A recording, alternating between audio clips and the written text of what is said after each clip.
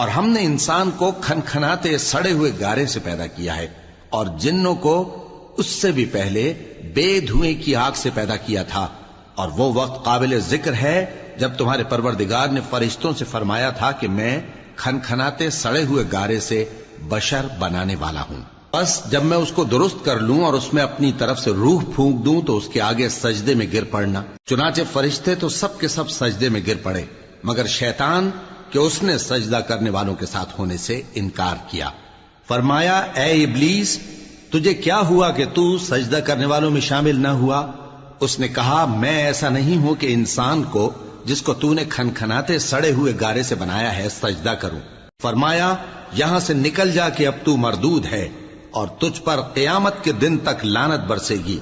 اس نے کہا کہ پروردگار مجھے اس دن تک مہلت دے جب لوگ مرنے کے بعد زندہ کیے جائیں گے۔ فرمایا اچھا، سو تجھے مہلت دی جاتی ہے وقت مقرر یعنی قیامت کے دن تک۔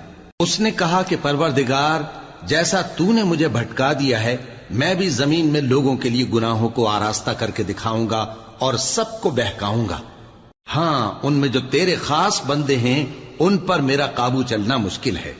فرمایا کہ مجھ تک پہنچنے کا یہی سیدھا رستہ ہے، جو میرے خاص بندے ہیں ان پر تجھے کچھ قدرت نہیں کہ ان کو گناہ میں ڈال سکے۔ ہاں بد راہوں میں سے جو تیرے پیچھے چل پڑے، اور ان سب کے وعدے کی جگہ جہنم ہے، اس کے 7 دروازے ہیں، ہر ایک دروازے کے لیے ان میں سے الگ الگ حصہ ہے۔